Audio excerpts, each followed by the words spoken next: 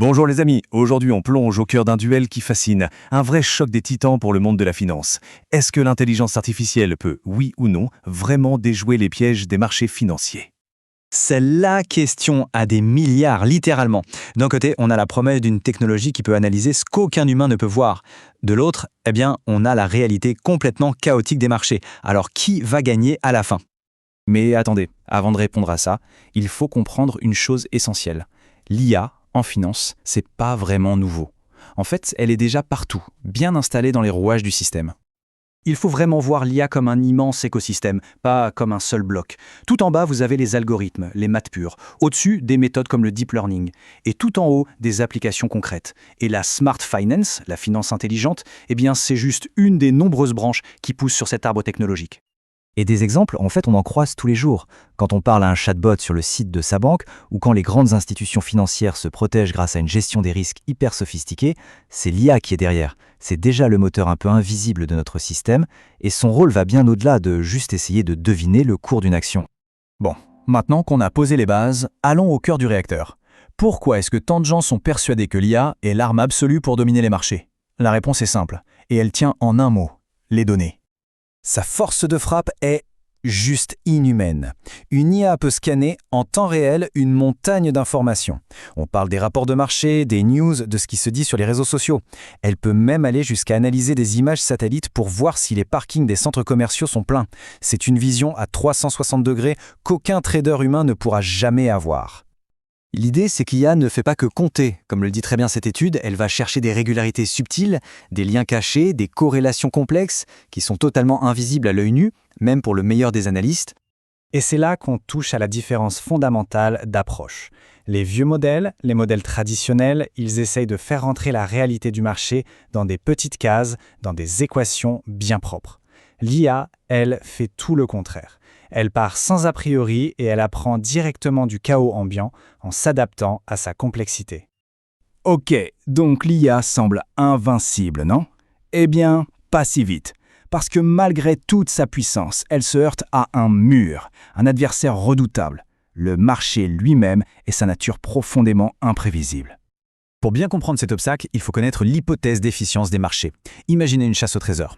Sauf que dès qu'une information apparaît, la carte du trésor est mise à jour instantanément pour tout le monde en même temps.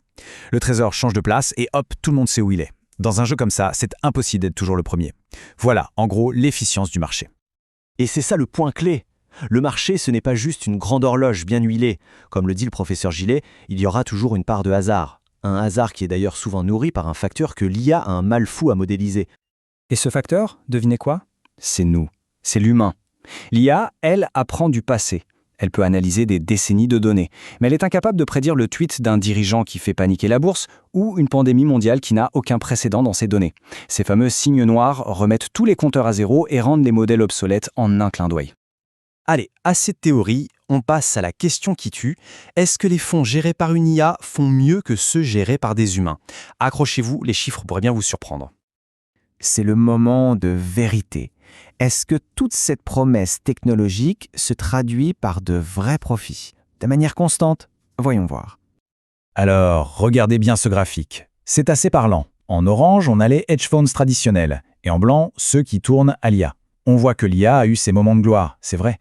Mais ce qui saute aux yeux, c'est qu'à partir de 2021, la courbe orange, celle des humains, décolle et surperforme largement. On est très très loin de la domination annoncée. Et si on zoome sur les performances de chaque fonds, là c'est le chaos total. Prenez 2022, une année super compliquée. Vous avez Hyder Capital qui fait un incroyable plus 143%, pendant que Tiger Global, qui utilise aussi l'IA, se crache à moins 56%. Ça prouve bien une chose, il n'y a pas d'algorithme magique universel. Alors, qu'est-ce qu'on en conclut? Que l'IA est un échec en finance? Pas du tout. Ça veut juste dire que son vrai rôle, ce n'est peut-être pas celui qu'on avait imaginé au départ. En fait, ce que les chiffres nous disent, c'est que l'avenir, ce n'est pas une compétition, c'est une collaboration. C'est l'alliance entre la calculatrice la plus puissante du monde et l'intuition, l'expérience humaine. L'humain amène le contexte, le jugement, la capacité à gérer l'inconnu. Et la machine, elle, apporte la vitesse, la discipline et une absence totale d'émotion. On se dirige donc tout droit vers un modèle symbiotique. L'IA devient un copilote surpuissant qui analyse tout à une vitesse folle et propose des scénarios. Mais au final, c'est toujours le pilote humain qui garde les commandes, qui utilise son expérience pour naviguer dans la tempête. L'IA n'est pas un pilote automatique qu'on peut laisser faire tout seul. Finalement, on peut se demander si on ne se pose pas la mauvaise question depuis le début. Peut-être que la vraie révolution de l'IA, ce n'est pas de battre le marché, mais de le transformer de l'intérieur, de changer les règles du jeu en redéfinissant ce que sont l'information, la vitesse, l'efficacité. Le but n'est plus d'avoir la meilleure analyse, mais d'avoir le meilleur outil. Merci d'avoir regardé jusqu'au bout. Votre soutien est très important, alors si le contenu vous a été utile ou si vous avez passé un bon moment, n'hésitez pas à liker et à vous abonner si ce n'est pas déjà fait. On se retrouve très bientôt pour une nouvelle aventure.